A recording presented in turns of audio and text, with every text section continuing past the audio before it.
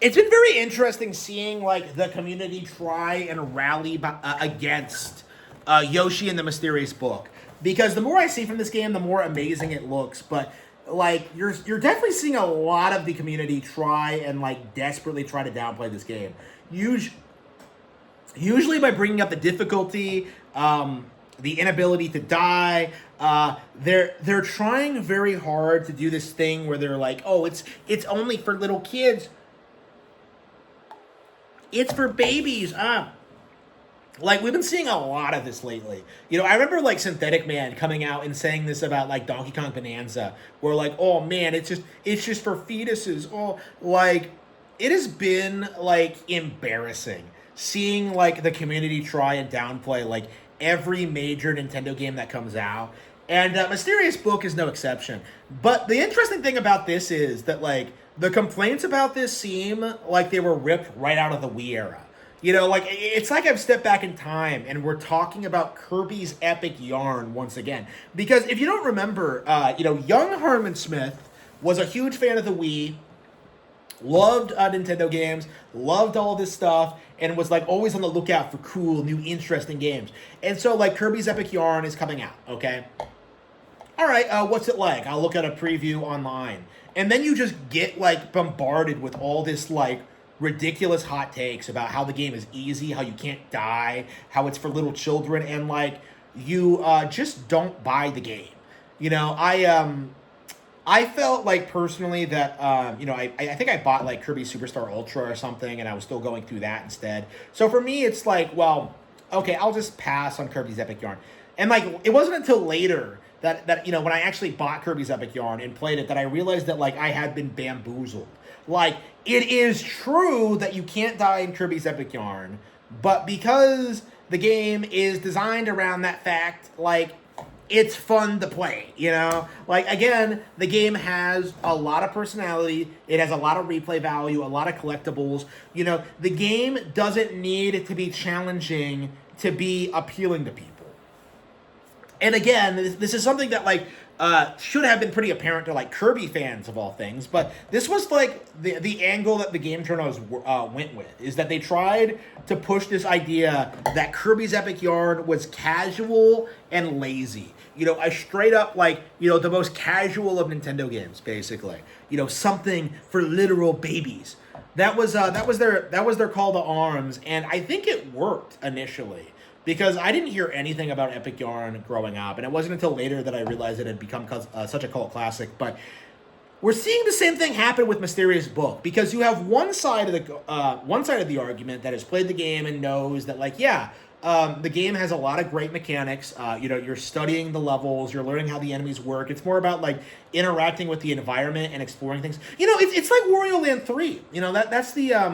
That's the comparison that I've seen a lot of people bring up about this, is that it's kind of structured the same way, where you have a lot of levels, you have Yoshi, and you're invincible, but the challenge and the fun comes with how to progress and how to like navigate the book and like how to do certain things. Like, it's not necessarily about dying, okay? And the simple fact of the matter is that the critics don't understand that and are misrepresenting the game to be something that it really isn't.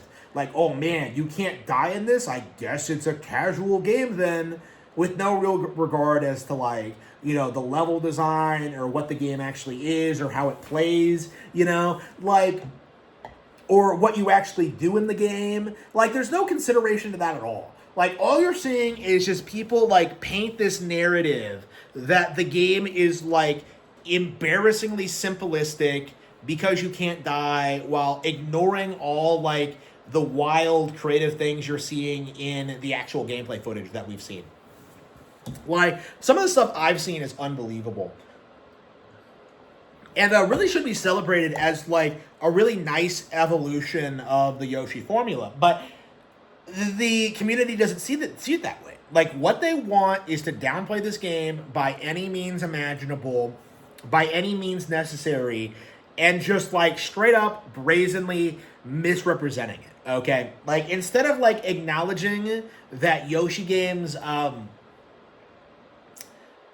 can go in this direction, that they can be wild and creative, and that they don't have to have like mechanics like death as a core part of the experience. Like, the issue is that like people just aren't willing to give it a chance, and they were never willing to give it a chance. Like that's the thing about this that really, really bothers me as a Yoshi fan, is that like we've seen this happen time and time again. You know, I remember when Woolly World came out. I remember when Crafted World came out.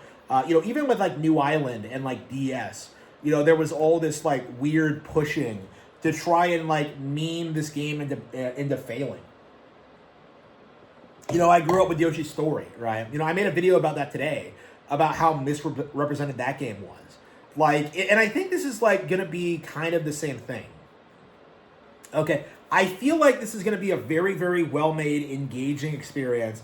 Something that like has a lot of thought and heart put into it, but the community isn't going to care, because what they want is superficial, M-rated, story-driven games with blood, gore, sex, cocaine, and a big fat M on the cover. Okay, like that's just the reality of this. Like that's what I think by looking at people complaining about this and looking at like this game being called like childish. It becomes this thing of just like, well, like, why are you watching the trailer then?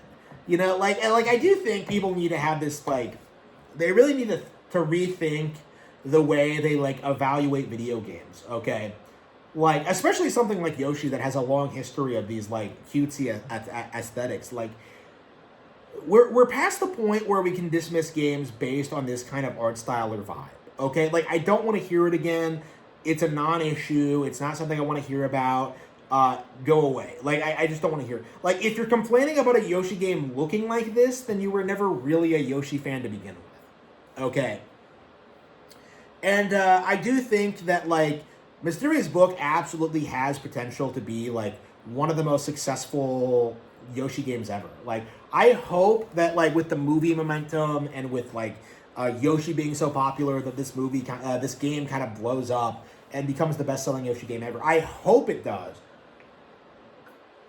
I'm not sure how likely that is, but it definitely looks like it's going to be a huge hit. And I'm just so frustrated. Like, going into like the hype section, like you know, the hype period, you know, watching all these trailers and realizing just how exciting it is.